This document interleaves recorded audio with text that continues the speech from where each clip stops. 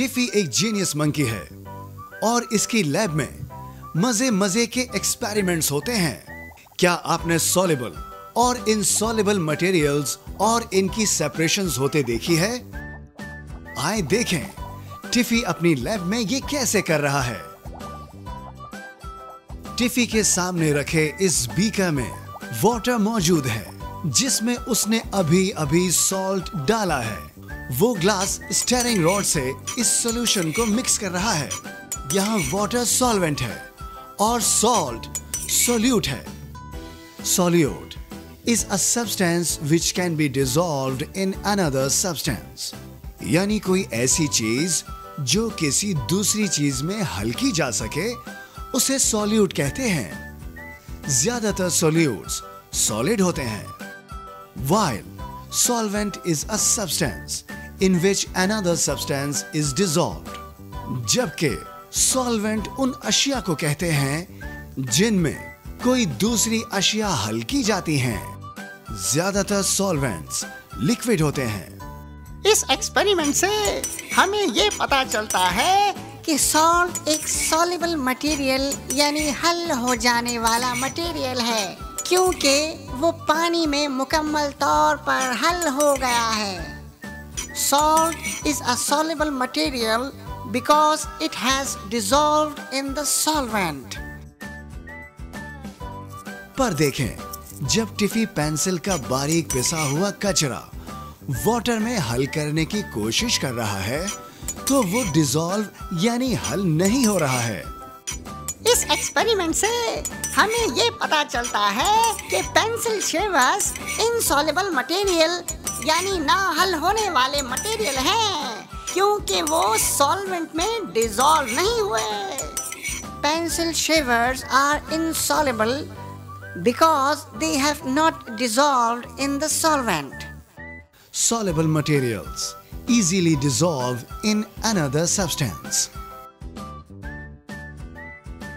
Insoluble materials do not easily dissolve in another substance.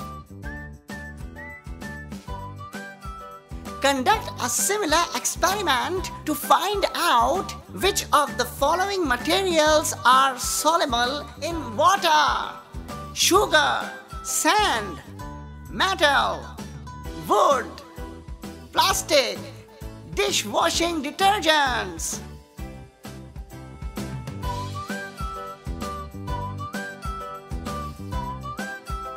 जी हाँ, इन सब में से सिर्फ शुगर और डिश वॉशिंग डिटर्जेंट्स सॉल्युबल हैं। क्या आप जानते हैं कि इनसॉल्युबल मटेरियल्स को सेपरेट करना आसान होता है?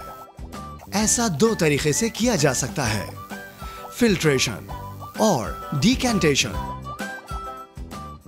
टिफी ने टेस्ट ट्यूब पर फिल्टर पेपर लगा दिया है।